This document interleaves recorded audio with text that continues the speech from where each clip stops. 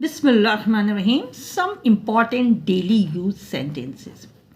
आज हम ऐसे सेंटेंसेस को डिस्कस करेंगे जिसमें ये बताया जाएगा कि जो हमारा ऑब्जेक्ट है जब उसको हम हाईलाइट करते हैं तो हमारे किस तरह के सेंटेंसेस बनते हैं।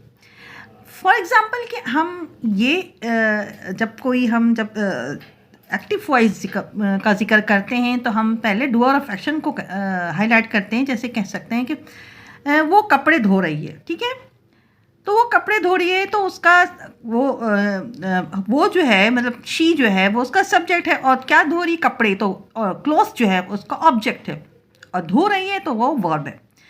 तो यहाँ हम ऐसे सेंटेंस बताएंगे जहाँ हमारा ऑब्जेक्ट हाईलाइट होगा और यहाँ हम काम करने वालों को हाइड कर देंगे और काम करने वाले का कोई जिक्र नहीं करेंगे। सब्जेक्ट यहाँ माइनस हो जाएगा और ऑब्जेक्ट को हाईलाइट करके हम इस तरह बताएंगे जुमले को कि जिसमें सिर्फ काम को हम हाईलाइट करें, काम को प्रोमिनेंट करें।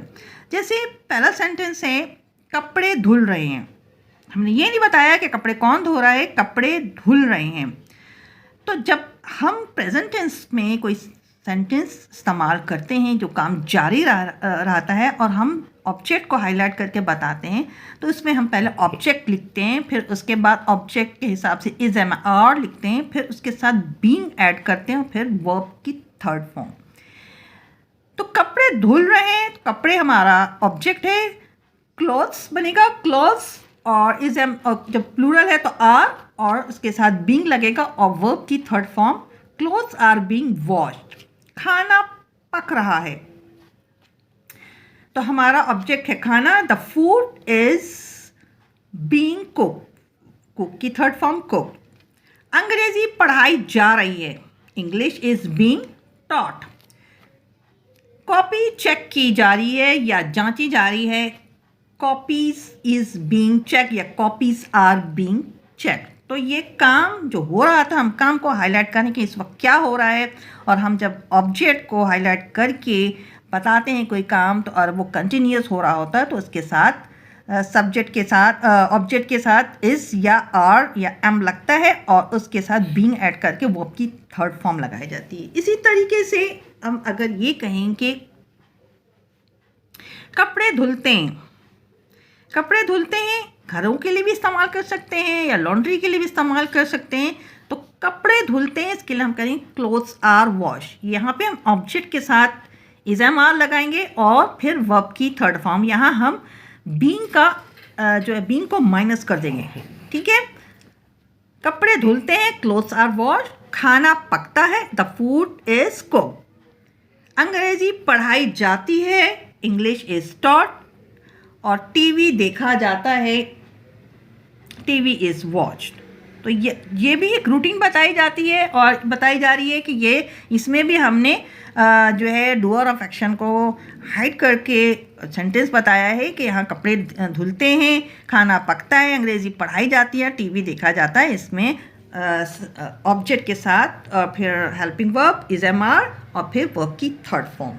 इसी तरीके से अगर हम ये कहें कि कपड़े धोए जा रहे थे, यानी कि पास्ट टेंस की बात करें तो क्लोथ्स वर वॉश्ड, खाना पक रहा था the food was cooked, English या अंग्रेजी पढ़ाई जा रही थी, इंग्लिश वॉज टॉट, टीवी देखा जा रहा था तो टीवी वॉज वॉच।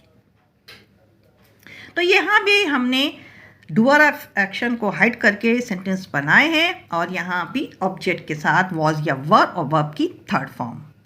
इसी तरीके से जब हम ये कहेंगे कि कपड़े धुल चुके हैं, कपड़े धुल चुके हैं तो जो काम मुकम्मल हो चुका है उसके साथ हम हैव या हैज़ के साथ बीन लगाते हैं और वर्ब की थर्ड फॉर्म।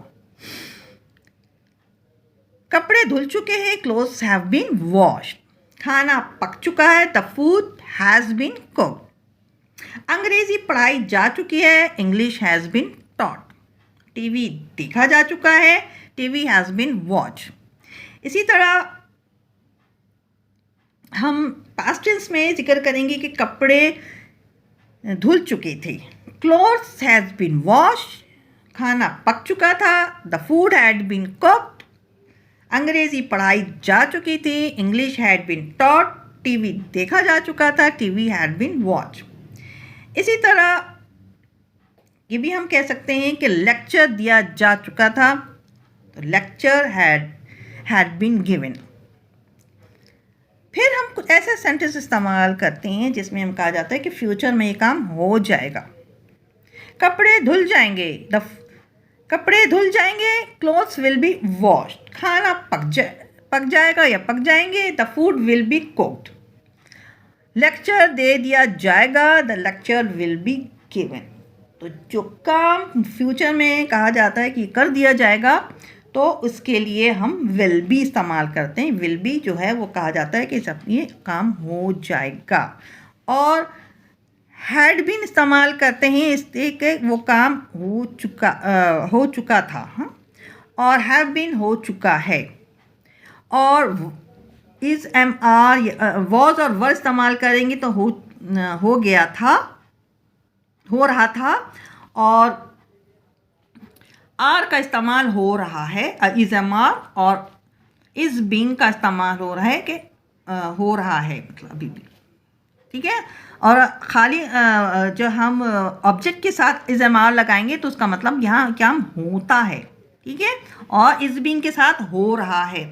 तो इस तरीके से हम सेंटेंस बताते हैं कि ये काम हो रहा है। ये ज़्यादातर ये अनाउंसमेंट के लिए या ऐसा होता है कि कोई इन्फॉर्म करता है कि ये काम हो रहा है, हो चुका है या हो जाएगा।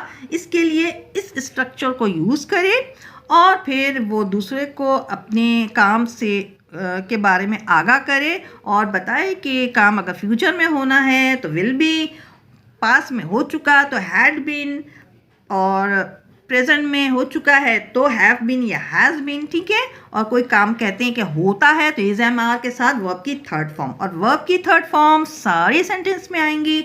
इस तरह हम सेंटेंस को कंप्लीट करेंगे। अब तक के लिए इतना। वीडियो समझ में आए तो शेयर, लाइक, सब्सक्राइब